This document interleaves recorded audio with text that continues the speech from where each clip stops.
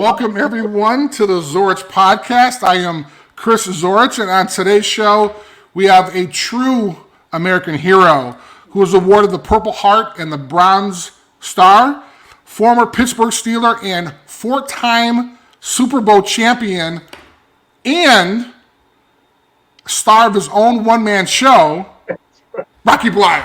How are you, sir? Hi, Chris. How are you doing? Thank you. Thank you very much. Thank you. This is truly a huge, huge honor for me. Not only am I just enamored with you being a fellow Irishman, Notre Dame, but what you've done with your life, the challenges you've gone through. I want everybody to kind of experience this, and this is kind of a once-in-a-lifetime opportunity, and a lot of it really just comes from the drive and the desire that you have as an individual. And I'd like to take the audience kind of through that experience, starting literally with Appleton, Wisconsin. I mean, how was it growing up there? And I'm assuming the folks there were the salt of the earth, right? That's right. Of course they were, and it was perfect growing up there. I mean, at that period of time within our country, and within Appleton. So I was born right after World War II, and I was born in 1946. And Appleton was the center of a paper mill, one of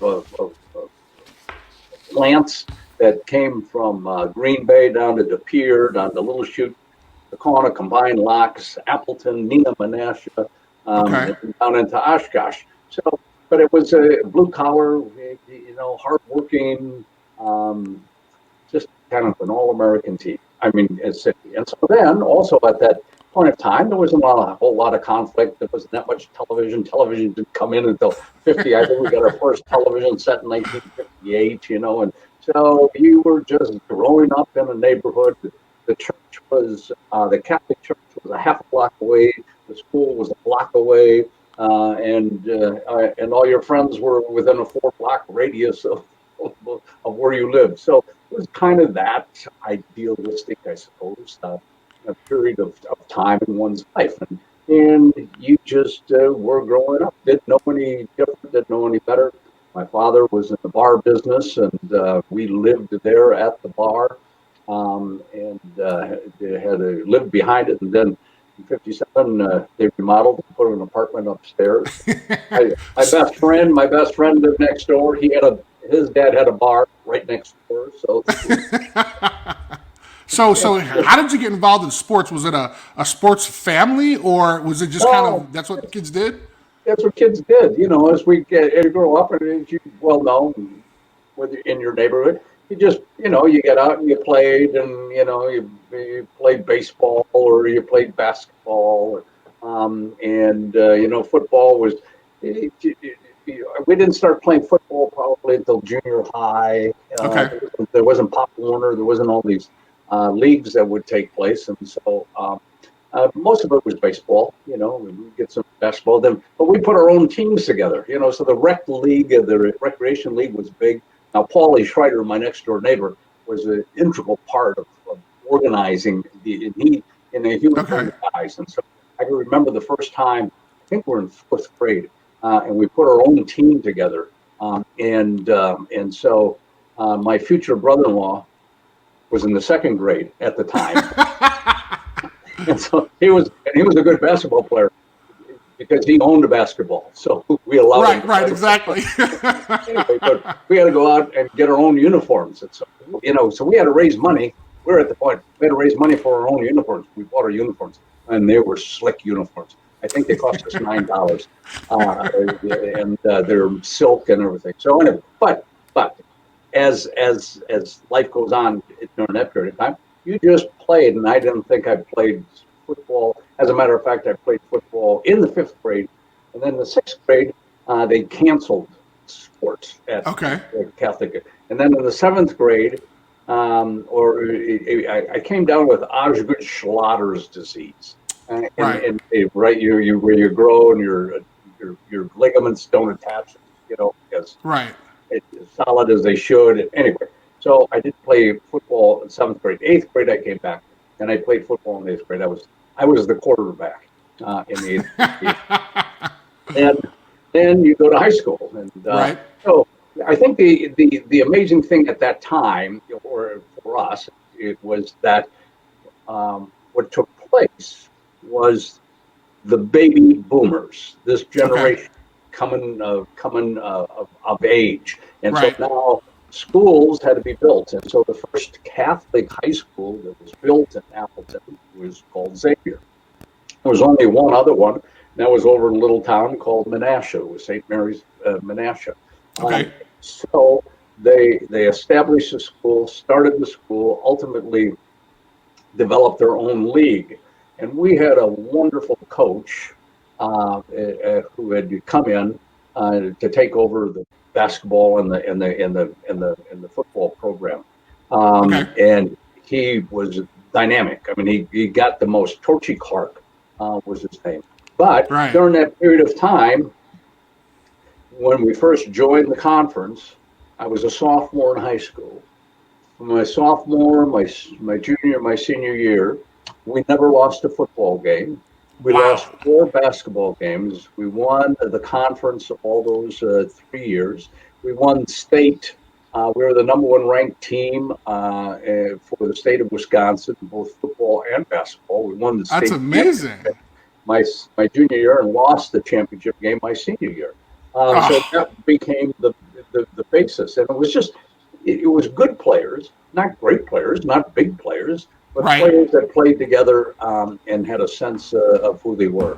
And because of that, and as you well know, you start playing sports or whatever, because of what that team did, you get recognized. There's, people write about you. You're an all-state player. You're an all-conference player. Then the coaches or the recruiting coaches are out there and they're looking, and because of that, that was the only reason that I got recognized and then sought after to go to play college football. And so, So I was going to ask you about that. I mean, did you have a lot of choices? Got a lot of scholarship offers. Right. Big Ten. So the University of Wisconsin, Minnesota, Michigan, they would offer you some of the Division II schools that were in Wisconsin, and Notre Dame, and that was interested in supply. And that was all a new experience. I mean, in my family, nobody did that. Sure. Where are you going to go to school, and what are you going to do? And we weren't big fans. I mean, you got to understand, we weren't like big football fans. Okay. Even because it wasn't that much on. There wasn't any television, So to be able to watch it. So it didn't come until the middle of the '60s, and then all of a sudden the Packers became big, and then all of a sudden colleges in Wisconsin you could see some more fun. Anyway, so right. So I get a scholarship offer, to go to to Notre Dame and some other schools, and it's like. And it's like making that decision. It's like making that decision. Where are you going to go to school and so on? Right. I was going to ask you, was it a family decision? Was it your own decision? I mean, you talked to your parents, family, No, it was so I there was a assistant coach by the name of Dave Hurd who recruited Wisconsin. Okay. And so he would come up or we'd talk on the phone, and he gave me probably the best piece of advice, and he said, listen, you're going to get a lot of scholarship offers. You're going to go other places, to take a look at their schools. And every school that you go visit, no matter how many it may be, they're going to roll out the red carpet and they're going to show you a good time. So by the time you have to make that decision weeks later, how are you going to decide the difference between the two, or the 3 or the 4 or the 5 or the 6? He said, my recommendation, he said, is choose 3 schools. Now, this is the salesman in him, but choose 3 schools that you would like to graduate from. Not play football at. Okay. All right. He said, because you never know what's going to happen during the season. You get hurt, or accidents happen, whatever it might be. But at least you have a scholarship that will get you a great education. So you decide that. And I said, okay, fine. So I did, of course, what every Catholic boy was taught to do. That was to go to church and pray for guidance and direction. Right. And then, like every good Catholic boy, I did what my mother wanted me to do, and that was to go to Notre Dame. So that's all. Gotcha. All right. So now, your experience, you had a chance to win a national championship. I want to talk about that a little bit. But when you first got there, you weren't kind of excited about being at Notre Dame. I mean, Notre Dame wasn't the best place for you at first. In the beginning, Notre Dame was losing. They hadn't won. They didn't have. They had a bad stretch of time from 53 to 63, so to speak, and they weren't on the radar, being a great school. But of course, things change, and so in 1964, I'm recruited by Era Parsegian, who comes in from Northwestern. I don't know anything about Era or any of that, what's going to take place. But as history looks at itself, there's a guy that changes the course and direction of Notre Dame. And that year, they go 9-1. As we all well know who go to Notre Dame, but 9-1, turn the program around. And by my junior year, 1966, we're undefeated, and we then played for that mythical national championship that was built up in the press between undefeated Michigan State and undefeated Notre Dame. Right. And that was the first time, and what our listeners and your viewers have to understand is that there wasn't a playoff. It was the mythical national championship. Right. It was done by the writers, and who had the best schedule and who played what and so on. But now, here was the first time the two undefeated teams got to meet at the end of the season to be able to determine wholeheartedly what and who was going to be the national champion. And it ends in a tie. A tie. They go, what? A tie? Yes, there was no sudden death. There was no playoff. There was no extra. It was a game. It was over. Okay, and you tied it. Fortunately, we had one game left, Southern Cal the following week, and we beat them 51-0. And so Monday, and Notre Dame's number one. So. I like it. I like it. I was fortunate enough to experience that same type of excitement. I was on the '88 national championship team, and I have so many amazing experiences. Can you share with us kind of maybe a football experience and maybe kind of a non-football experience that you remember during your 4 years at Notre Dame? Oh, I suppose, probably one of the fond memories I have was the first time I got as a sophomore. Okay. Because freshmen didn't play at that time. Right. So freshmen weren't eligible. So as a sophomore, the team was introduced coming down the runway onto the field. So the band was in front, and they played the fight song as the band ran out, and the team ran out behind it, and the fan. I've never experienced that before, and the fans that were standing there yelling and screaming because of what had taken place the year before, and it just was like, oh man, you see the air move, it was just sure. And that was the first experience. That was a great experience.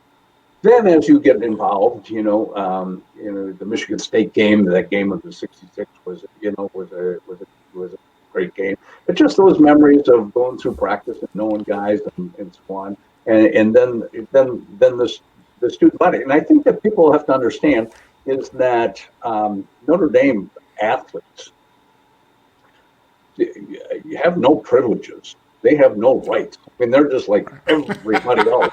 And again, they take all the same kind of crap that everybody else does. Sure. So there were no special dorms. There was no stuff, except for during the season. And the only reason we ate later than everybody else, but we ate the same food that everybody else ate. Well, Rocky, here's the funny thing. And you were there in '66. I was there in '88. It hadn't changed, and It's so funny because I remember at least once a year, someone would write an article and say, why is it that the football team, they get special treatment, they get training table, blah, blah, blah. And we're like, wait a minute, our training table consists of a food that was cooked for all the students, but we get the same food like an hour, 2 hours later. So it's not the fact that we have trained. Now they've since changed that, but way back when, I mean, they didn't change that probably until like maybe I'd say the mid 2000s or something like that. So people thought we got privileges and everything else. And I think another thing that we're gonna talk about a little bit was how a lot of players, a lot of student athletes actually roomed with other students, and maybe not necessarily players, because when you came in, as you mentioned before, we were treated the same. And so there aren't athletic dorms. I mean, your roommate could be a student, or you're in the dorm with all the other students. That's right. Well, I think one of the people have to understand is that room selection was based on GPA, on your grade point average, not on who you were. So it was like, okay, who's going to room with who? Okay, it was all right, Chris. Listen, okay, let's find two smart guys who want to room together, and we'll split them up. And then they'll choose the room, and then you and I we'll live together. So that's crazy. That's right. So you can get a better room than what our grade point average would have gotten us. So you have a chance, and this is really kind of an interesting situation. And I have a lot of this knowledge because I was fortunate enough to read your book, Fighting Back, and I highly suggest folks read this because it's just an amazing experience. And if you can, get the latest edition, which is the 2019 edition. Is that correct? Right. Yeah. And the reason why, and we're going to talk a little bit about that, but there's a great foreword by an individual that's kind of really means a lot to Rock, and there's a lot of information in there. But what's great is it kind of walks you through kind of his experiences and kind of what formed him as an individual. So I highly suggest it. It's called Fighting Back, obviously by Rocky Bleier. But there's a moment in there that it was important for you to be the captain. And it was important that Rocky Bleier became the captain. Can you kind of tell us why that was important for you?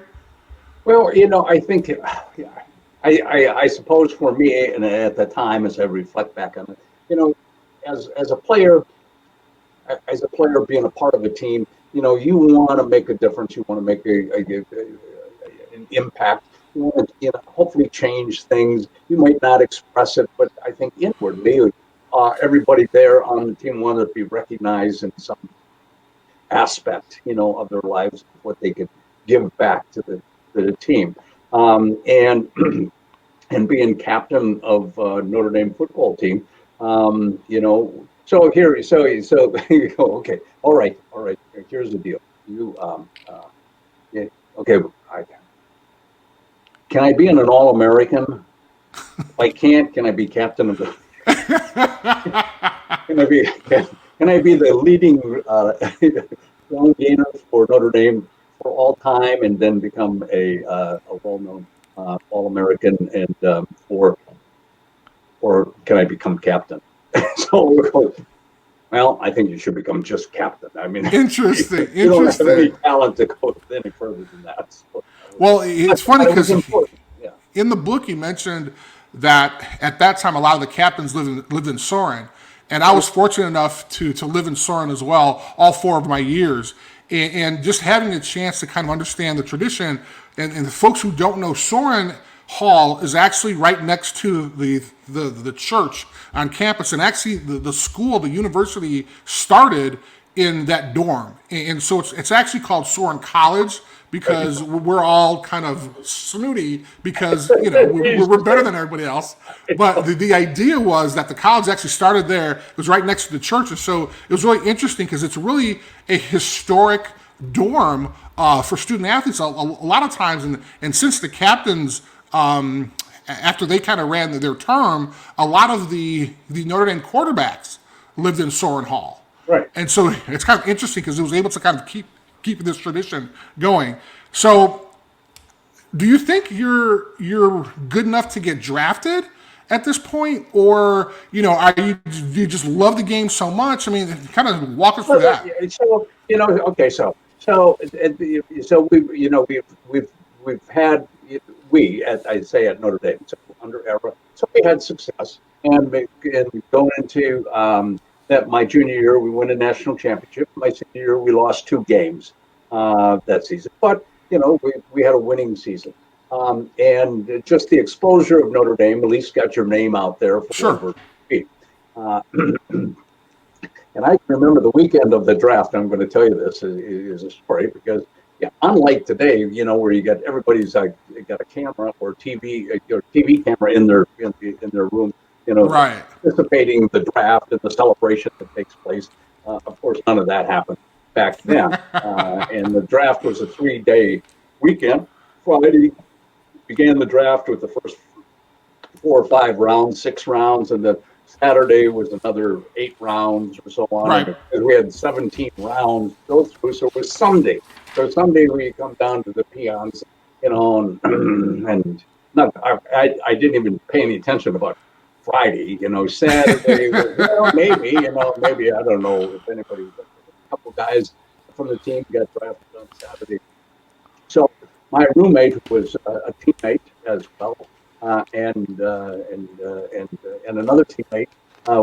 We were going out to dinner with a Notre Dame family that lived in South Bend. So we went out to dinner, then stopped back over their house, and we're talking about, because the draft at that time was in February. So we're talking about spring break coming up, and what's the last semester going to be like? Right. How you do. We just, came back, and so we're having a libation, after dinner, and we're sitting around, and we're talking just like this, and we're talking. Okay. So all of a sudden the news comes on, and we're talking through the news, and the sports comes on, and it goes. So in the NFL draft today, several people from South Bend were selected by professional teams, so-and-so from Purdue, so-and-so from Indiana, and Notre Dame's captain, Rocky Bleier, drafted number 16th by the Pittsburgh Steelers. There was a pause. It was like this. They looked at me and they go, "Hey, congratulations." Anyway, so what are you going to do with the Wow. That was it. So that's amazing. That was it. Oh yeah, there was no parties and none of that except congratulations. So that was it. So you're packing your stuff up. Had you ever been to Pittsburgh before? I mean, this is a place where. As a matter of fact, just we'll backtrack that. My senior year, we played Pitt in Pittsburgh. Okay. And so, did you guys play? Did you play Pitt? Do you remember playing? We did. Yes, we did. Okay. So at the time, we were staying at the Hilton, which is right down at the Point. If you can remember that. Anyway. Oh, so you have a good memory. Yeah, I remember that. Yeah. There's a Hilton Hotel, and it's right down at the Point where the Three Rivers meet. And so it was the Friday night before the game, and as a senior, we didn't have to go to a movie with everybody else. Right. Okay. So I walk out, and I opt not to go with the team to the movie, and I'm just going to take a walk. And I walk out, and I look out over the rivers, and I go, "Oh man, there's a big �𝐿𝐷 sign that was going on and off and on and off, on and off." And I took a left, and I went for a walk down what they call Liberty Avenue now, and then I came back around a couple blocks, and then came back to the hotel, looking at myself and saying, "Who in the hell would ever want to live here?" Wow. Based on nothing except from some preconceived idea or something I read about Pittsburgh and the school hills and gray skies, and didn't know anybody. And then 4 months later, I've been here 54 years. Wow. That is amazing. That is absolutely amazing. Okay, so you get drafted, and you said the 17th round, correct? I mean, right. 16th, that's not actually, 16th. Okay, sorry, 16th. Not the last guy picked. There you go. So going into training camp, I mean, you have to look at it and say, okay, wait a minute. So I'm 16.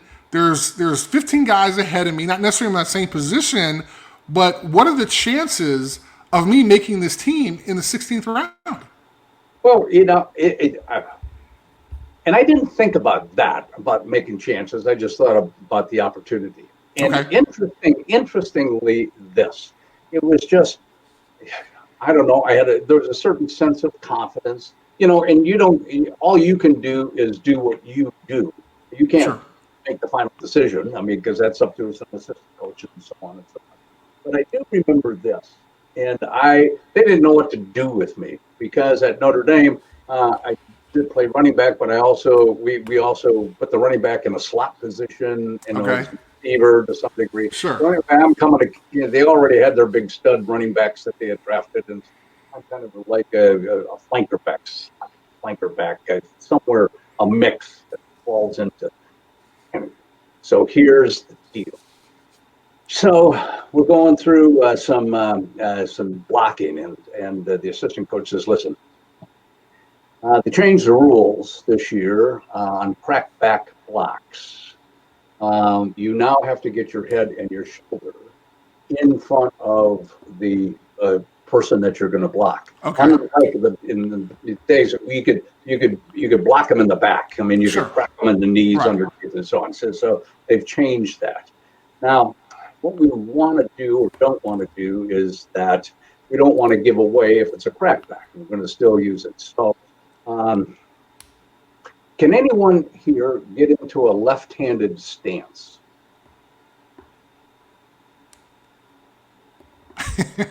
Okay. All right. He said, "Okay, fine." I was the only one because most people are right-handed, so everybody gets in a right-handed stance. Since growing up, whatever it might be, you get in a right-handed stance. Under era Parsegian, everything had changed. There was a reason why everything took place. Everybody lined up to the right of the ball was in a left-handed stance. Everybody lined up to the left side of the ball was in a right-handed stance. Okay. Primarily because if you're going to go on a sweep or a trap block, and you have to pull to get around the center if you're a guard. Makes sense, right. If you're in the right-handed stance, you have to take a drop step, a plant, to be able to pull around. In a left-handed stance, all you got to do is push off your right foot and you get around his rear end. That one step might make the difference between making the block or not. Okay, sure. So you have to learn and feel very comfortable in getting a left-handed stance. So I want to tell the people out there who are listening is that cross your arms right now. Just cross your arms. Okay, just naturally, we just cross our arms. Okay, now do it the opposite way. Oh yeah. It's kind of weird. Yeah, it's kind of weird. You don't feel comfortable, so it takes a period of time until you feel comfortable doing it. Anyway, so those are little things that we had learned from Tom Pagnum, back to coach, right-handed stance. What the blocking routine was, it was a step crossover plant, and you should be there in blocking. Okay, so all those basic fundamentals all of a sudden came in very handedly in understanding what they were trying to do. But whether it made a difference or not, but I think hopefully it impressed them that, hey, I just was not another dumb jock, that I learned something at Notre Dame. And so it was the little things that made a difference. And as we well know, you watch people, and sometimes people just, they burn themselves up. They just do stupid things or make mistakes or don't put the time into study or whatever it might be. And ultimately, they just run themselves out of the lineup or a chance to make it. So if you hang around long enough, then you kind of go, okay, you didn't really screw up. So we're going to keep you. You're going to be the less screw up of all the people, so we'll keep you. So you finished your first year. Yeah. And this is around the time Vietnam is going on. You get information that you need to report to the Appleton draft board, or something like that. Well, yeah, that's right. So anyway, so the first step in that whole process, for those who are old enough and are listening, is that the draft was in order, and your 1A classification, which made you available for the draft, came in after your 18th birthday, which was like after graduating from high school. But you got a student deferment if you're going to college, or unless you flunk out, then you're eligible for the draft. So I get my student deferment for 4 years, and then I'm in Pittsburgh, and I get, or at least I pulled aside, and the head football coach at Pittsburgh, said, listen, we got this letter in the mail. It was open accidentally. And we think you're good enough to make this team, and so we'll take care of this for you. And that was my 1A classification. Okay, I was eligible for the draft. And they said, okay, we'll take care of this. So taking care of it at that time, I thought was, well, you get into reserves, National Guard, options that were available at the time. But this was 1968, as I tell people, height of the war. All those spots were, filled, and so they were running out of time. Time goes on. I can remember going over to the head office and say, hey, did you hear anything about, well, we're having some trouble. The general retired. The congressman got defeated. All our guys are nowhere to be seen. So, and then all of a sudden, boom, I got my draft notification to report. And that was it. To report the next day, actually. I got it on a Wednesday to report Thursday morning. So the next day, Thursday morning at 7 a.m. To be inducted in the armed forces. So if you don't think that was a rush, it was like, holy man. So anyway, I can't even imagine. So at that point, are you thinking, is professional football so far out of your mind at that point? And, you're getting your head shaved, you're going through basic training. Are you sitting there going, what just happened? Well, I think part of it really is what our experiences have been, our experiences as ball players, going from one step to another step, to a transition to another step, and from one grade to another grade. So all of a sudden, boom, this happens. And you react, so now what becomes a priority is, all right, I got to go to basic training, so basic training isn't any different than going to training camp, so it's kind of the same thing. You get yelled at, you got regimen, you got to get up in the morning, you got to go to get a meal, go through training, get a break, go through training, and it's day after day after day. So you get 9 weeks of that. But it was, I think for me specifically, it didn't give me enough time to really think about it, because you had to react. Getting it that induction right away, and you go, so you're just in a reaction mode, and that gets you all the way through. And it was pretty much, football was on the sideline. I didn't, focus on it at all. And it's just, okay, now this is where I am. This is, I don't think about the future. We think about what is happening now, today, next week. And you go on, and then we end up in Vietnam, like everybody else, or like the majority of people at the time. And so then you're just on that mode. Now you're in Vietnam. So I can remember going into Vietnam, and I didn't know anything about Vietnam. And it didn't really prepare you well. The only thing was what I saw on television, of course, or during that period of time. Friends who had gone and came back with their own stories, that was part of the mix of what was in your mind. And so you just didn't know what to expect or what was happening. And then all of a sudden I got with my unit out in the bush, and I'd been with them for 4.5 months until we ran into our firefight. So during that time, and from your book, you had some kind of really harrowing experiences, but there were also kind of the small things that kind of brought you back. One of them was hot cocoa. I remember reading that part and thinking, wow, who knew that a nice cup of hot cocoa would literally kind of put you in that space where you're not thinking about all the craziness going on. Well, that's right. So it was you'd get home care packages. So our parents would send, or our loved ones or girlfriends, but they'd send you a care package. All the things that you couldn't get, like candy bars or so on. And so I'd write, and I'd send some cocoa so I could make hot cocoa. Now, Right. the fact is that you'd say, well, why? Is it Vietnam? It's hard and hot. So it's 100, let's just say it's 110 during the day, but it drops down to 80 at night, so Wow. that's like a 30-degree drive. You get a little chilly out there. And so it's, as the sun's going down, it's nice to have a little cocoa. But the amazing thing is this, and it's somehow universal, I think, only because of the fact that, like several days before, unbeknownst to you, but several days before, all of a sudden people would come up that you hadn't talked to for a while. I mean, guys that are in your unit, they hadn't seen, then Sure. more. It's like a sixth sense. They know you're getting a care package. Somehow they know you're getting a care package. And when you get that care package, they're right there. Because they all want something. They all want a candy bar. They all want something out of that, So I would share with them, except for the cocoa. They wouldn't get the cocoa. And so during that time, you mentioned that you were spending time writing in a diary.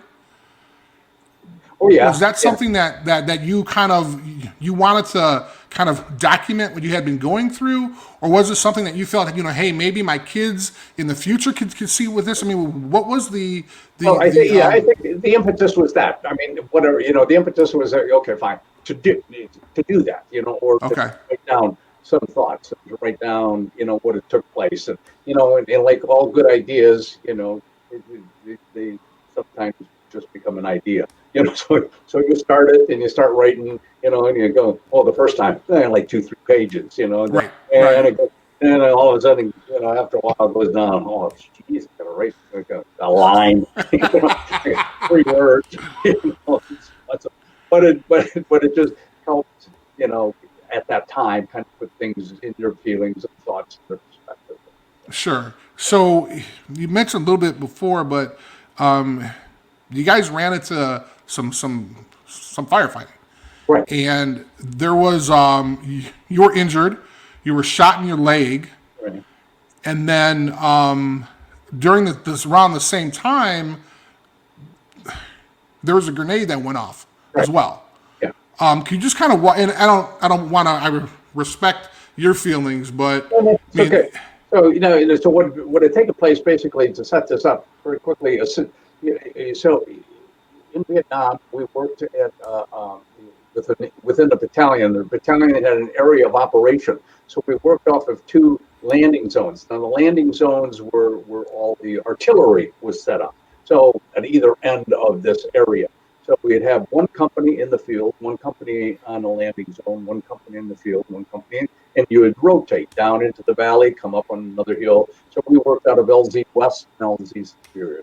So we're on LZ Superior when a sister company gets hit. We knew, ultimately I found out, well, there was something going on, but Intel later said there was a big movement by the Republic of North Vietnam coming down into our area. So we had a mission with the Marines who were north of us, pushing them down. We were to be a retaining force as they came down into our valley. So the B company, the Bravo company, was in the field, and they got hit. And so we were to fly out and get to them and as reinforcements, and then ultimately get them out of there. We didn't get there till late at night. We finally got them out of there. Helicopters came in. There was a big firefight going on. We got what wounded we could and what dead we could out on those helicopters. What was left behind, we now had to carry with us. So we were carrying bodies with us out of this area. When we ran across a quick firefight that had taken place trying to cross a stream. So it was about, 20 minutes or so. And we had this, and the word was just to leave the bodies. Let's get out of here. Get out, as we'll come back to retrieve the bodies. That was our mission. 2 days later, on a reinforced platoon coming back, and we were just walking out of a wooded area onto an open rice paddy.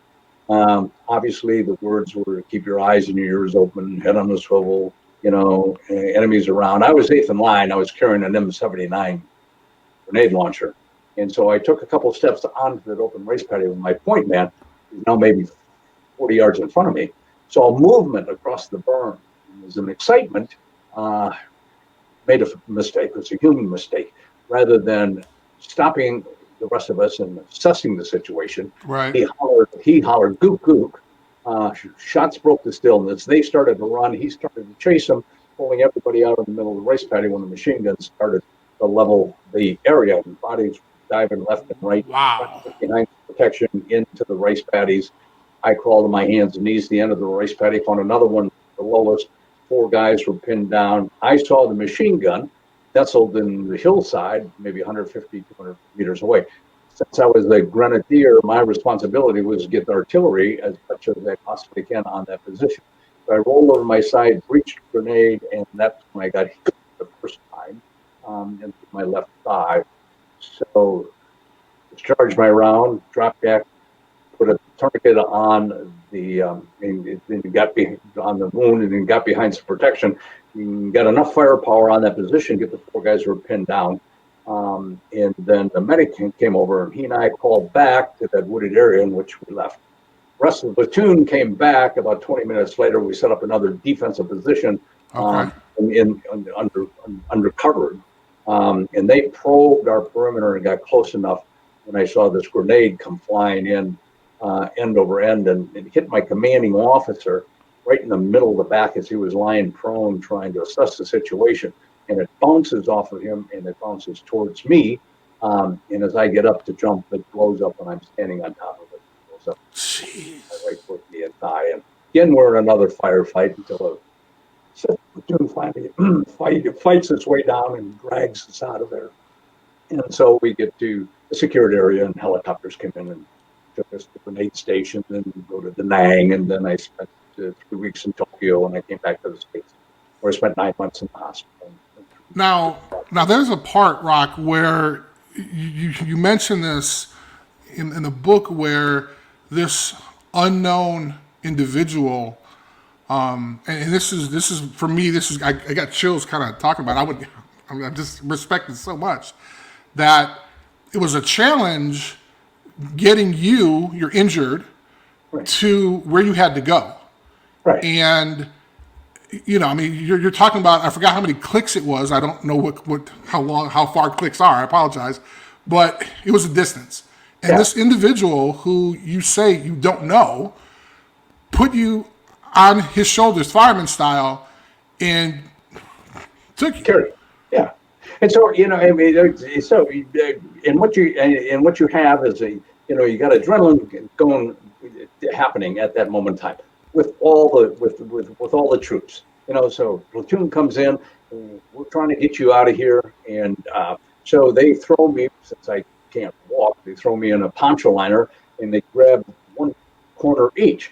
Well, I weigh 170 pounds, 165 pounds at that time of just dead meat that they're carrying me, dragging me, and so on, resting. Now they've been up as long as we have been up. They have had their own fight to begin with to get to where we are, so they're tired, they're exhausted, Sure.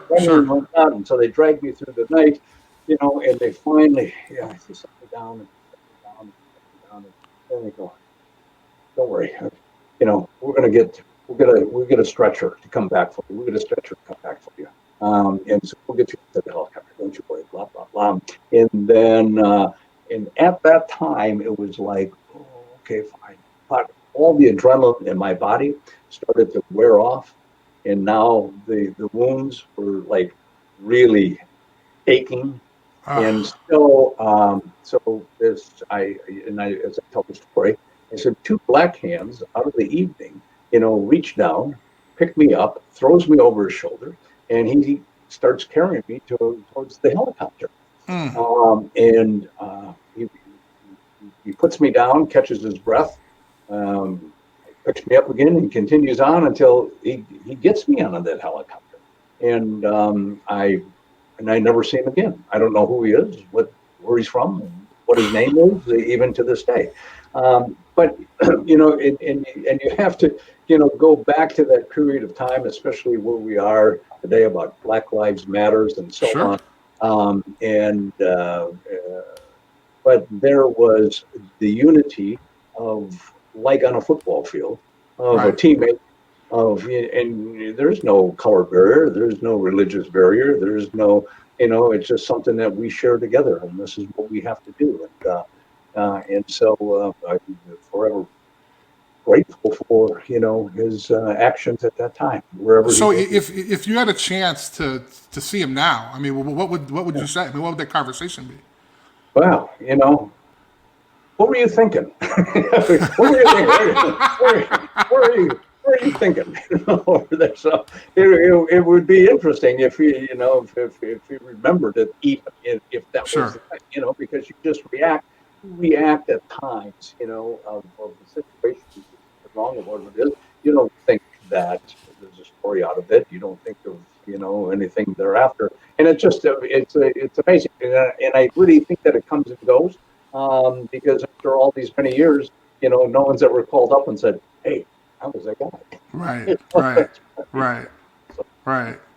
So you somehow made this miraculous recovery. Wasn't easy. I'm not trying to gloss over that by any means, but you're able to. I mean, the Steelers, who still own your rights at this point, are kind of like, okay, you're injured, you got half a foot, don't even think about coming back here. Yeah. I mean, what was that conversation? Well, that conversation. That conversation didn't happen. I mean that. I can remember. Okay, so a couple things. Just as this was when I was in the hospital. When I was in the hospital, and when I asked, I finally got enough courage to ask my physician about the damage, about my foot. What did you think about my possibility of playing? And he said, "You'll have a normal life. You'll be able to walk. Don't think about ever playing again. You won't have the strength or the flexibility." Basically, he said, you just don't expect to get back to playing. He said, you won't have the strength or flexibility. And it kind of sucked that hope up. 2 days later, I get a postcard from Art Rooney. Okay. The owner says, "Rock, the team's not doing well. We need you, Art." Wow. And so they didn't need me, but that was the kind of. So they were open to the fact that I wrote him a letter saying, I'm getting out of the service. Can I come to training camp? And I wrote Mr. Rooney, and he said, "I'll talk to his son, Dan, who was president of the club at the time." Okay. And they invited me to come back to camp. And I took a beating. And so they put me on injured reserve that year. And I had another operation. I had some shrapnel that was cooking its way out. Came back the following year. Got a little bit better, but they put me on the taxi squad, the developmental squad. And so basically, they bought me 2 years. Okay, that was the kind of ownership that they had. Paid me a salary, so I wasn't making a lot of money. But they bought me 2 years to heal, to get better, to come back, and hopefully make the team. And I made the team on special teams. Then in 1972 and in 73, and they got a chance to start in 1974. So, the fact is that, I think the only thing that we can control is what we can control in our lives, what you want to do. If you want to do something badly enough and have the opportunities, and that was the biggest, getting that opportunity to be able to hang around and getting a chance to play. But it was all those fundamentals that we talked about earlier that you learn from my point of view. I learned at Notre Dame how to block, how to run, anticipation, pin up blitzes, and so on. That ultimately got you to get a chance to hang around long enough to get a chance to start. So. Now, when you say hang around a little bit, your body's injured. And can you just kind of briefly talk about how you made this amazing transformation with your body? And I think it started a little bit on watching your dad do yoga. Oh, that's right. You were, thanks for reminding me of that story. And so I was, my dad was not necessarily, he was not necessarily an athletic guy. I mean, he didn't play sports and all that kind of stuff. And he'd been a bartender since all of his life and ran a bar. And so he was standing on his feet all day. And he was starting to, and he was, I guess he was in his 50s, at the time. I come home, and there he is sitting in the living room, with doing yoga stretches, and so he got to a point where he could spread his legs and then, hit his nose down to the ground. Sure. And I'm going, holy, I couldn't even go like 8 degrees, and so that was kind of an inspiration to work on, because that was the thing that we needed.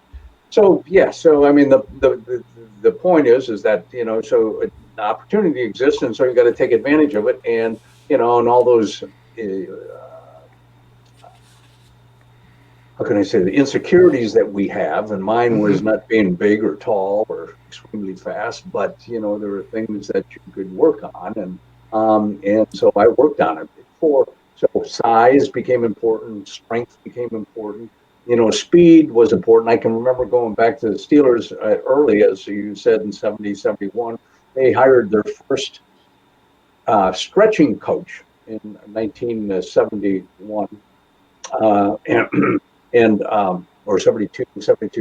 And so I talked to him. I said, is there a way to be able to increase one's speed? How do you do flexibility? So he said, yes, you can. Blah, blah, blah. And he laid out this whole plan, about and a mental set about increasing one's speed. And it was very simple. I mean, it's very simple. He said to increase speed or your time, it's a matter of distance in your stride and frequency in your stride. So the longer stride you have and the more you can pick your feet up and down, the quicker you're going to get between A and B. Very simple. Sure. Most ball players aren't taught that. Sprinters are, sprinters are. We're taught with balance and, being able to cut. And so unless you have natural speed, that doesn't necessarily, mean. But anyway, so that was it. So, so I worked on it. So in 1973, I come back to training camp, 1973. I weighed 218 pounds. I bench pressed 460 pounds. Oh my God. 600 pounds. And I increased my speed, and I ran a 4.55 oh my God. In training camp. Now, the point about that was a perception. It was a perception. Right. So all you have to do is run it only once. Right. You run it once. I got a 4.55, 4.6, 4.65. Okay. You run it once. You don't have to run it for the rest of your life, because you set the standard. Sure, absolutely. A little tight here, Right. I was running against the wind or whatever it might be. So anyway, that was. I came back and that was the top of my performance, but it made an impression. So now all of a sudden, impressions become important. And, you get a chance to play more. And so, as I said, we're going to take a small break here. When we get back, I'd just like for you to talk to us about kind of winning 4 Super Bowls in 6 years. I mean, that's literally unheard of. But as soon as we come back, we'll take the small break. This is Chris Zorich. Being part of some very successful teams, what I valued most was the collaboration and the chance to work toward common goals. 𝐁𝐥𝐤𝐲, derived from the Gaelic word meaning collaboration. 𝐁𝐥𝐤𝐲 Partners is a recognized leader in retained executive search, professional recruiting, and talent advisory services. We are trusted advisors to our clients. We view our work on behalf of our clients as mission critical, and with the knowledge that a great resulting hire will have a direct effect on our clients' businesses. It's time to collaborate, cultivate, and connect. Why choose 𝐁𝐥𝐤𝐲 Partners? The difference is clear. We lean in and have a tenacious approach to our work through innovation, knowledge management, process execution, and an industry-leading team of professionals. As part of every search, we provide a compensation analysis, a third-party executive assessment, and one-on-one onboarding and acculturation coaching. You're listening to the Zorich Podcast with our guest, Rocky Bleier. If you'd like to watch this interview and other interviews, please check out my YouTube page at Chris Zorich 50. Okay, so how does a team, they have not had that much success in the past? I mean, you're part of their first Super Bowl team. What's the culture like going from not winning a championship to now on this verge of being so successful?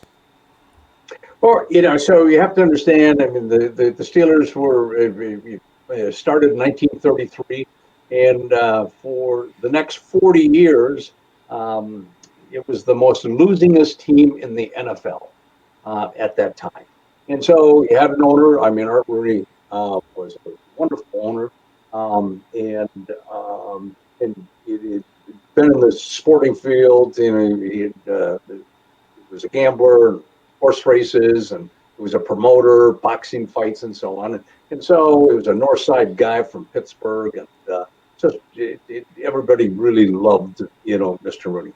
So, but he ran the club that way. So his best friend became the coach, or if he liked you, you're part of this, and so it wasn't until Dan Rooney, his son, took over kind of the reins. Okay. That wasn't until 1970, but he hired, so Dan Rooney hired Chuck Noll. And Dan was on the cutting edge of saying, all right, fine. We got to come into the 21st century, so to speak, and get to quality people, in here. And so that was their first choice. And bringing Chuck Noll in at that time, he was with the Baltimore Colts. And so they had just gone to the Super Bowl, and he was a defensive guy for them. So he came in and he set a whole new pattern, and he was a right type of guy. Chuck Noll was a very knowledgeable kind of guy. Talking about Chuck Noll. So Chuck Noll comes in, right, and it becomes the perfect fit. He's a very organized kind of guy. He knows what he wants to get accomplished, and you've got a great work ethic. But he's also kind of a common guy. In that, it's not all football. I mean, life is life, and if you can't get accomplished, within a period of time what needs to be done, I don't want you here to midnight watching film, because that doesn't help anything. Sure. So, so that's what he brought. Also, at the same time, is recruiting, and so now you got to start finding and getting the right people to come in and build your team for. Sure. And so in 1969, his first year in the draft, they draft a guy by the name of Joe Green, who comes in and becomes a all-pro name and the foundation of the Steelers and that defense. Interesting thing, and this was just. There was a guy on the staff by the name of Bill Nunn. I'm going to tell you the story. And Bill Nunn's father, and Bill Nunn was a African American, and his father ran a African American newspaper here in Pittsburgh in the Hill District, and it was a well-read big paper.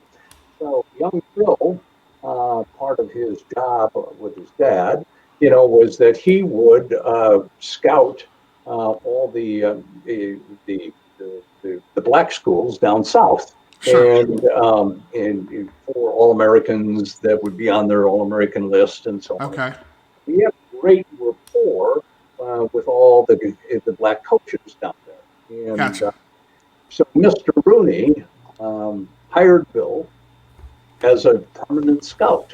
Wow. Whether by accident or not. So he would go down and he would get the inside scoop on players that some of the black schools, head coach, would not give other coaches. Okay, Sure, so sure. Bill had this inside.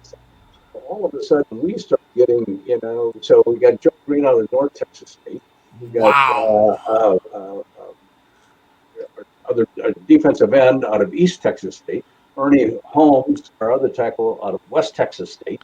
Then Wow. L.C. Greenwood out of Arkansas A&M.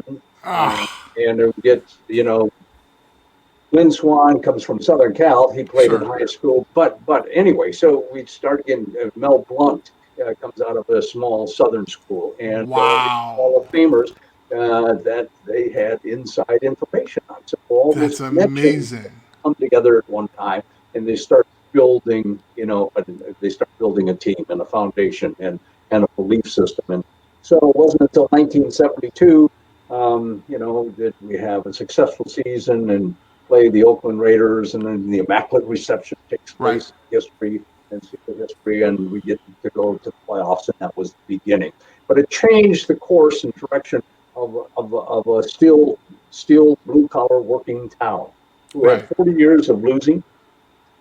Pull Steelers, same Steelers, wait till next year, hopefully something will change, kind of an attitude. And then all of a sudden their team started to win. And as they won, it put Pittsburgh on the map. As dirty as it may be, as smoky as it may be, as steel mill as it may be, but now it became the city of champions. The Pirates came along at the same time, and they won the World Series, and the Steelers have come along, and so the people here now had something to brag about. That's That they amazing. yeah, Wow. carry So over the so head. what is it like? What is it like in the locker room now? I mean, is winning now expected versus before? It may not have been that high of a priority. And I know it sounds crazy, but winning. I mean, winning is winning, but the opportunity to change a culture in a locker room is huge, and to have these success is amazing. It is. And so it like in changing locker room, attitudes, is also leadership development. Sure. So you have to, and it's not from coaches, but it's from players. It's peer pressure. It is those players that have an impact or have a say so, or you listen to, that has that passion, or calls you out when you need to be called out, or kicks you in the rear end when you need to be kicked in, not by a coach, but by a peer. So it makes a big difference. So that's to build, and we had some great leadership that started to come, at that time.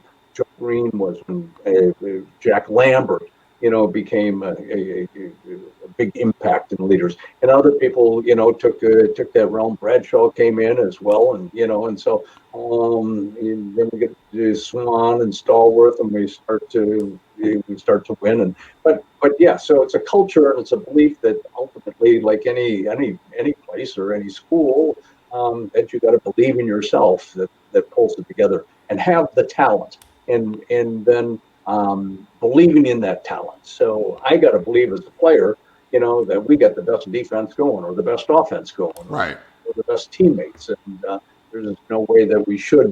If we get beat, the only way we're going to be beat is if we beat ourselves, and that's not going Right. to happen. Kind of an thing.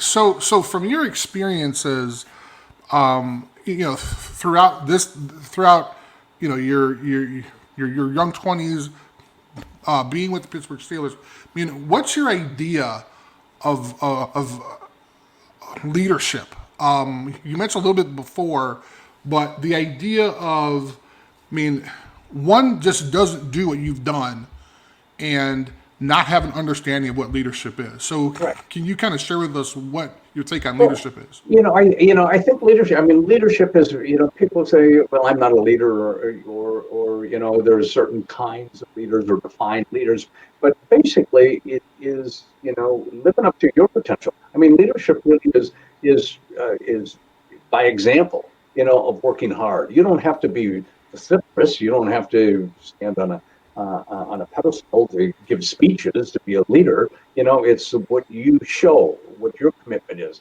how hard you work, and what you want to get done.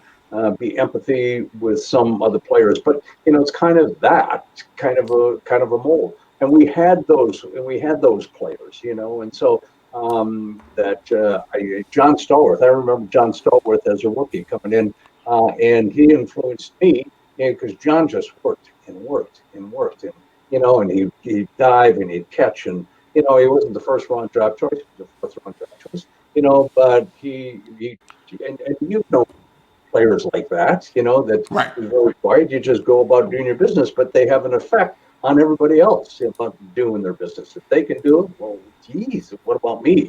So I have to pick up my. So so that leadership was developed. There's also a time, and I remember early part of my career, where they were disruptors on the team. Okay. Those guys thought they were better than they really were. Guys who would argue over points, guys who would argue about some principle or whatever, they weren't going to be there for long. But during that period of time, this wasn't connecting, and you kind of had to get rid of them and work through that. So, a big part of that was that kind of leadership. Also defined was that owners, in our at that period of time, owners did owner business. Okay. Coaches did coaching business. Gotcha. So there wasn't. So from a player's point of view, there was Chuck Noll. He was the head football coach.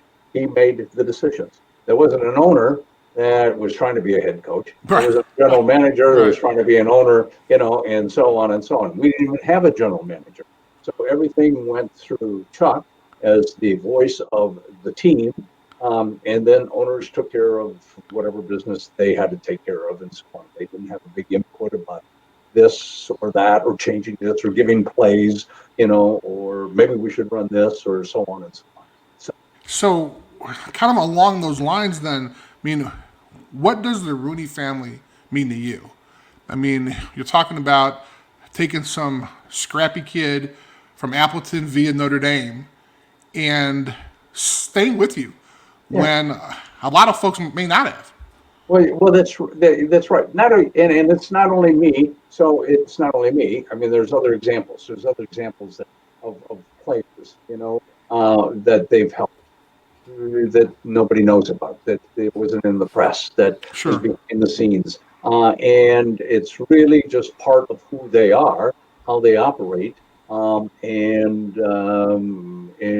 what their belief system is, and so that just kind of it just kind of goes over. I mean, there's only been, oh my goodness gracious, there's only been 4 coaches for the Steelers, or 3 coaches in 3 coaches. There've only been 3 coaches. So there's Chuck Noll for 26 years, and then Bill Cowher, and then Mike Tomlin. Wow. I mean, that right there says, I mean, that says it all. Really. That's right. I mean, that's something that, and it's interesting. I was fortunate enough to have Jerome Bettis on a couple weeks ago, and he just talked about how it was just a different culture from what he heard other teams had. And it was almost, there was an expected sense of excellence when you play for the Pittsburgh Steelers. And then he talked about how the responsibility for taking care of the community as well. And he thought, and I know you're very involved, we'll talk about that in a second, but he talked about how at first, he was just going to go do a couple of appearances places, and then people pulled him aside and said, hey, you have a chance to really make a difference. This is something you should do. And he felt that it was an obligation from the top that took care of the people in the community, and I just thought that was amazing. Yeah, and so it was, and it wasn't so. And they've never preached it, they never said that, but it's just the example that had been set of giving back to the community very quietly. They have always done and supported education here and other venues and along the way, and so part of it was just that expectation that you have a role to be able to play, and you got an impact that can change lives. Use it to the best of your ability, no matter what what it may be. And so you even see it today. Young players have their own foundation and are giving back. And Jerome has, the bus, and he does a great job of raising money for underprivileged kids, and so and so on and so on and so on. And so it continues even to this day of just giving back. There was an opportunity you had, and it was, I believe, in 2018. ESPN and Tom Rinaldi had a chance to go back with you to Vietnam. Right. And it was, first of all, Tom Rinaldi is like one of the best storytellers ever. And you had a chance to kind of spend some time with him. And you actually kind of went back to the same area that you were engaged in. Right. And can you just kind of share kind of that experience with us a little bit? Because not many people have a chance to actually do that. And one, not many people want to do that. And two, it was almost 50 years for you to do that. Right. Yeah. I mean, can you kind of share that with us a little bit? Yeah, and interesting. So when ESPN approached me to be able to do that, and we finally were able to work out the times to go, and it turned out it was my 49th year. It was going to be my 50th year since, so it was a good idea. And as we talked about it, and I said to him, I said, I don't know what to expect. Unlike the majority of returning Vietnam veterans who had to repress their feelings because of how they're identified with the war and were looked down upon. And so they suppressed those feelings, went back about their lives, never shared any of their experiences, raised a family.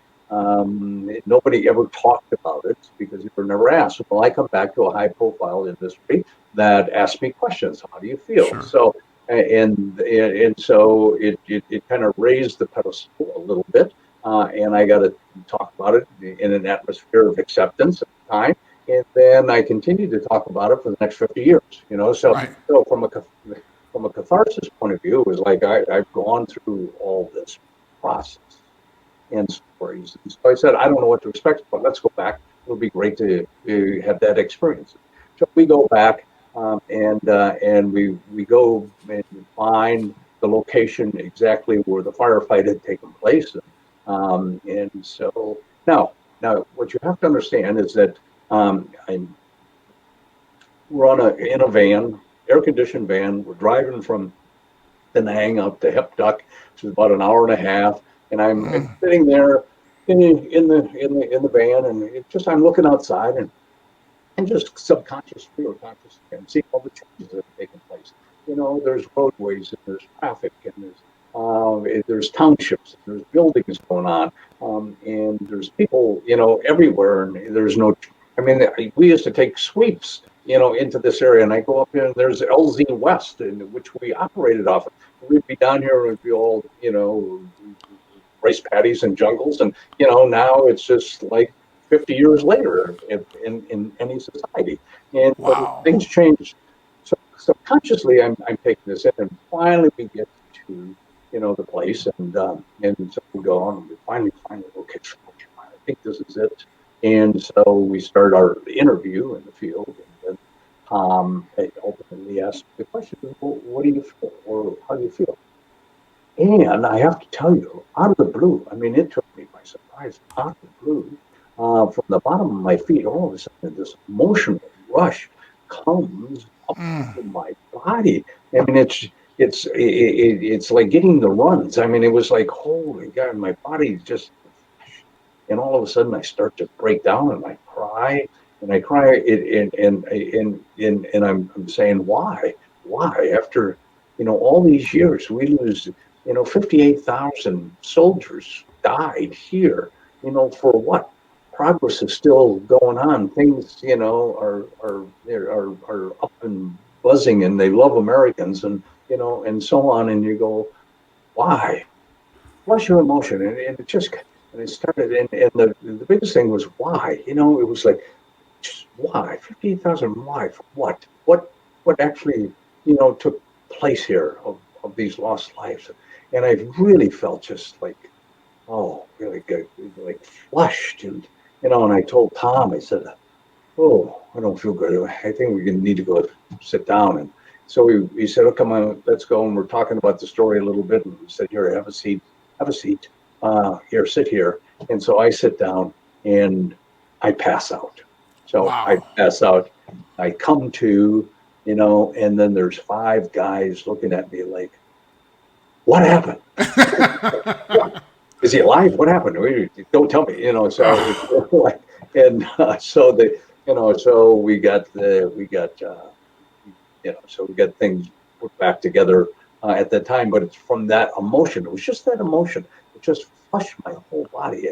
And all of a sudden, it gave me just a little insight into mental health issues that a lot of, and I'm not saying necessarily veterans, but go through, of post-traumatic stress. Sure. And all of a sudden it hits you one day, you open the door and you step off a cliff, and you Right. wonder why. And so that gave me an idea or a thought of, wow, what a lot of my fellow veterans had gone through, even today, because they didn't get a chance to talk about it, Right. and they repressed it, Sure. and it comes back to haunt you at times.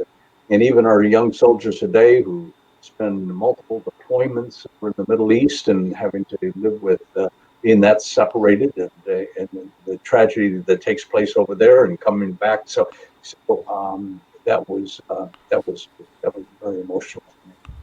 Well, and kind of segueing into that, I mentioned before that I had a chance to read the 2019 edition Yes. of Fighting Back, Right. and the foreword, speaking about individuals doing several tours, you actually got, and this is an amazing story in itself. Alejandro Villanueva. Yeah, Villanueva, yeah. yeah, Alejandro, yeah. and he actually served 3 tours in Afghanistan and also received the Bronze Star. Right. So getting him to write the foreword, and it's a really great foreword too. I mean, it's amazing. But tell us a little bit about that relationship. I mean, did you seek him out? Do you think, hey man, this is a great kind of bringing the old with the new? I mean, how did that work? I just over the years, when he came in, when they signed him, I first reached out to him at that time, only knowing that, given his military background and his experience, that people were going to love him here, and especially the atmosphere of how they look up to military personnel. And I just said, we got together, we had coffee, and I just want to introduce myself.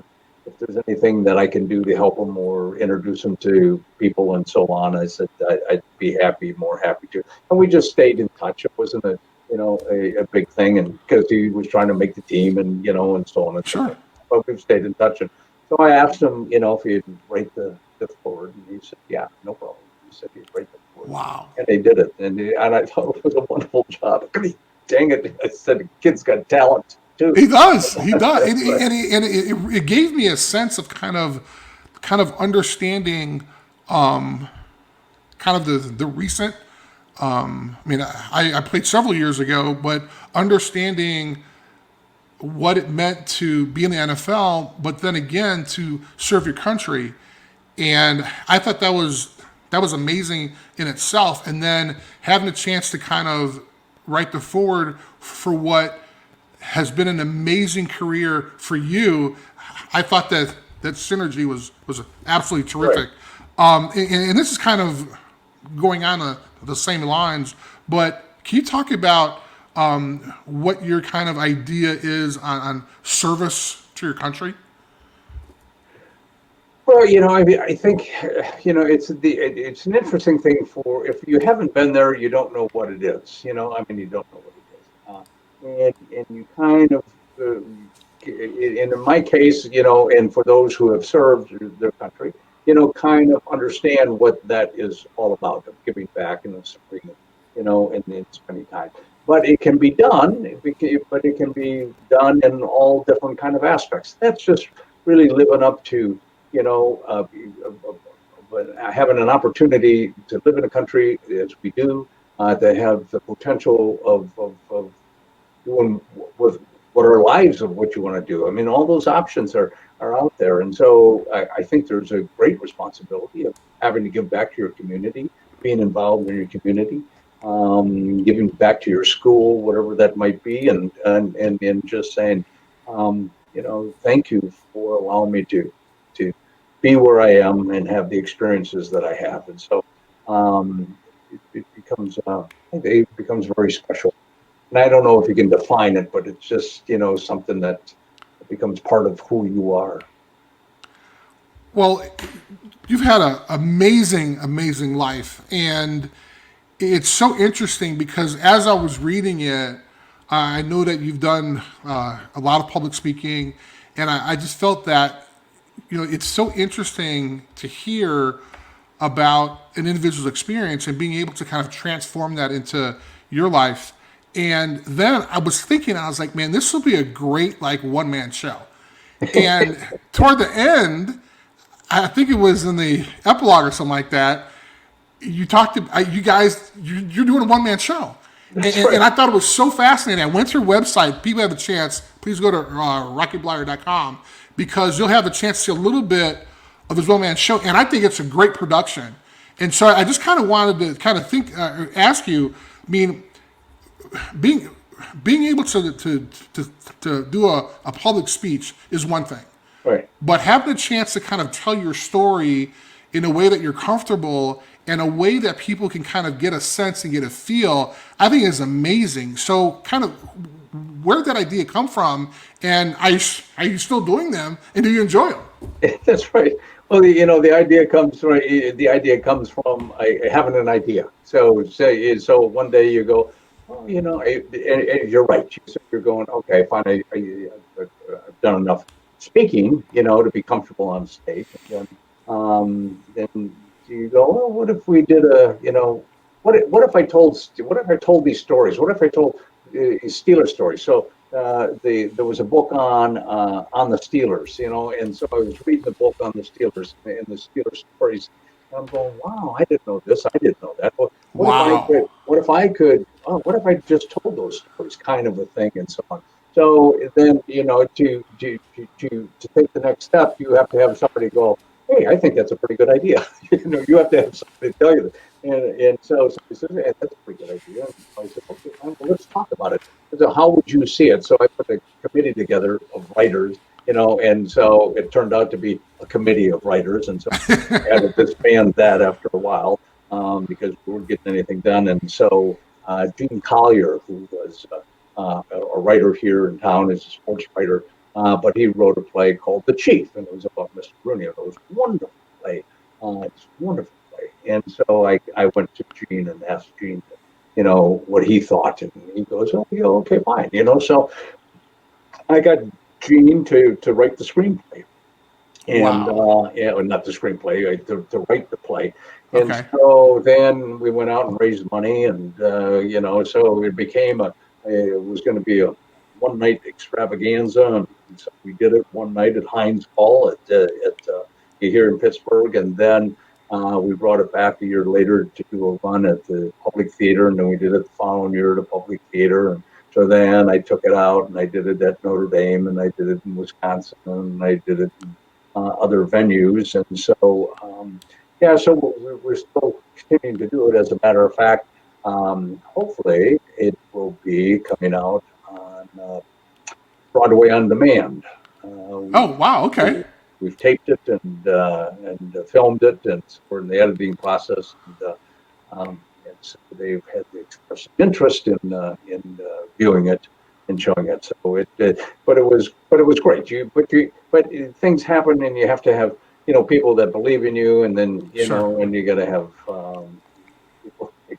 But yeah, was a great experience. So you have to become, quote, I don't know, an actor, but you got to memorize all the words. People say, well, that's it. Well, it's your story. You should, it wouldn't be that hard. I said, yeah, but it's Gene's words. They're not my words. So, that has been a great experience. So you've been part of some great teams. I mean, with the Steelers, Notre Dame, the folks you served with. What does teamwork mean to you?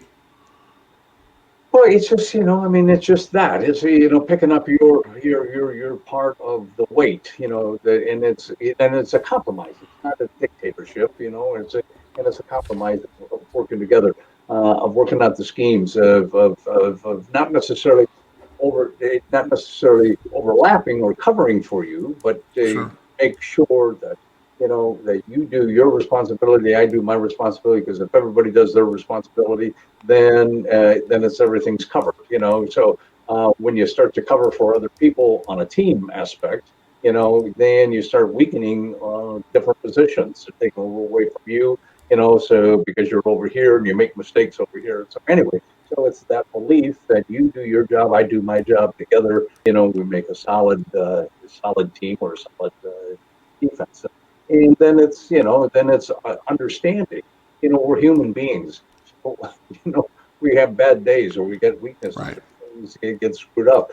And if you can put that in the understanding as well. So, then also being a good teammate, is being there, putting an arm around you, or talking about your disagreements, Sure. but having an adult relationship in that matter. So those are, I think, are all learned processes that you go through, so it's very, yeah. So I hopefully that people get a chance to experience what a true team looks like and works like, and it doesn't mean that we have to be the best and the closest of friends, but during that period of time, we respect one another for Right. the job that you do. And then be able to support what you do, what I do, and together we put all the pieces together.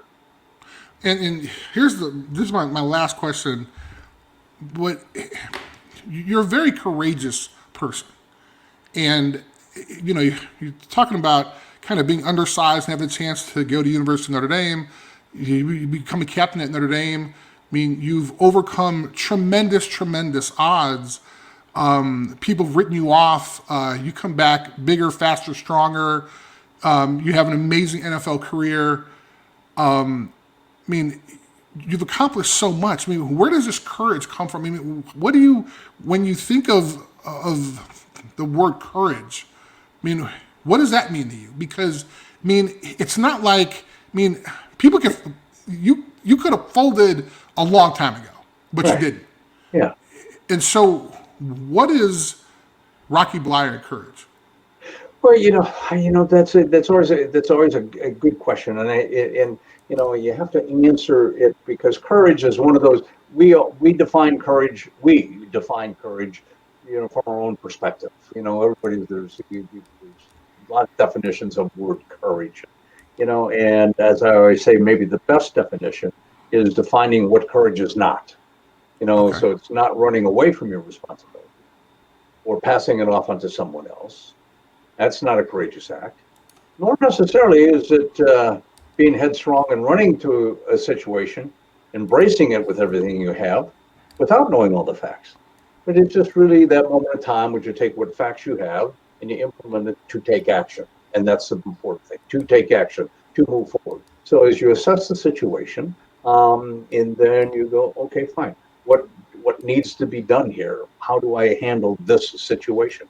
And you just kind of move forward in doing that. So, so it's not anything, out of the realm of what we can do. It's just, being able to get that job done and wanting to get the job. So I think there's also a certain aspect of how you see yourself, and what you want to become and how you want people to see you or view you.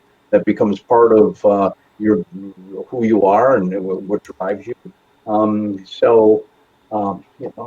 just like people to think of me as a normal person, that had a dream and or wasn't going to say no. And because I think the other thing too, and it's not becoming philosophical, but we carry a lot of ifs and whats and buts in our lives. If I would have done this, if I could have done this, or it might have turned out.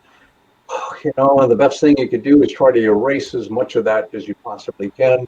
Right. If it doesn't turn out, you're not going beating yourself up saying, "Well, I should have ran more. I should have done this. I should have done that more." It just didn't work out, and let's move on in a different direction. You've helped tons and tons. You've helped many people. There was on your intro, the last photo that was on your intro, you were dressed up as Santa in front of a tree, and you have a Rocky Bleier Christmas. Right.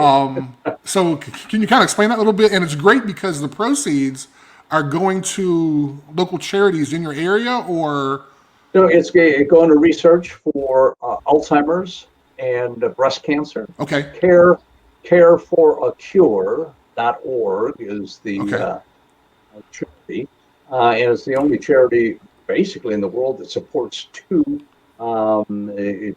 major charities as Alzheimer's and breast cancer. So it goes to research in those cases. The founder is a friend of mine, Dave McCary, whose mother died of Alzheimer's disease and whose cousin died of breast cancer. And so he made a commitment at that time that he wanted to do something and to raise money to be able to do research in that field. So that's the background of that. But he came to me and he said, "Well, we got to do, what do you think about this? What do you think about, doing Christmas stories?" And so I thought, wait just a minute, yeah, we could do this. Because it then became, we all do it. And read Christmas stories to our kids, when they're at that age, it becomes night before Christmas or whatever they might be. And so I thought, well, okay, fine. And so we did. And so we did. So we recorded five poems. That's great. Christmas stories that are Night Before Christmas is probably the most famous of them, but they're all great stories about Christmas, and so it's and the thing about it is obviously this is a season to be giving. Everybody's out raising money for their charities, and God bless them and so on. And we thought, well, if we could give you something for your charitable donation, and it's not expensive, it's $12. And you could download, 5 Christmas stories and carry them for the rest of your life on your phone.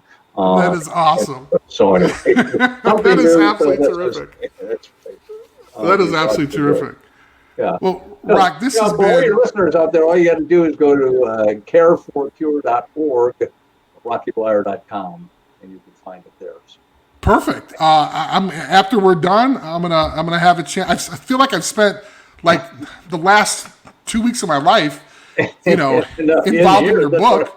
Well, involved in your book, but more importantly, kind of learning so much more about you that I knew before. And I hope that our listeners had a chance to really kind of see how you as an individual were able to kind of turn some circumstances that may not have been great, and how you literally have turned them upside down and have made them so successful. And this is an example. And I had a chance to play in the NFL a little bit, and I was inspired. I'm 51 now, and I'm getting fired up reading your book. So I hope folks have a chance to go out there and check out the 2019 edition, because it gives you so much more than the other editions. We've talked about the foreword. We've talked about his one-man show. There's also a segment on there that talks about you and your wife adopting your 2 daughters. Right. That's an amazing story.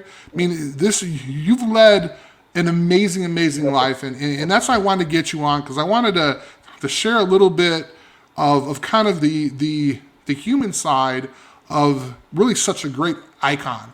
And I'm just so thankful that we had a chance to kind of spend, and I do apologize, we went over a little bit, and I'm sorry about that, but I just couldn't stop. I mean, there were amazing, amazing stories, and I hope that folks have had a chance to kind of learn not only some more about Rocky Bleier, but literally what he's done to kind of change our society, and having a chance to put that in a book form, and also there was a made-for-TV movie as well. I didn't watch that because I'm a voracious reader, so I wanted to read about it.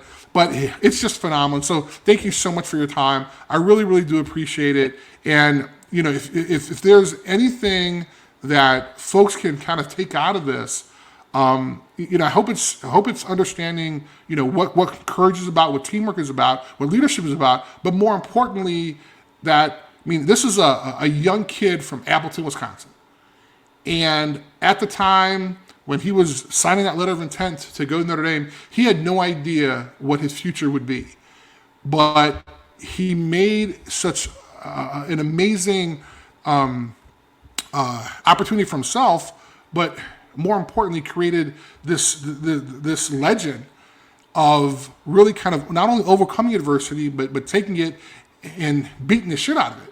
Because, you've accomplished some amazing, amazing things, and I think that's something that we could all learn from. So, Rock, I want to say thank you so much for this opportunity, and thank you for your years of service, for being a great example for us today. My pleasure, Chris. Thank you. Thanks for having me on the show, and all your viewers out there. Great job. Thanks. All right, and I have to say this: Go Irish! Go Steelers! That's right, as well. All right, bud.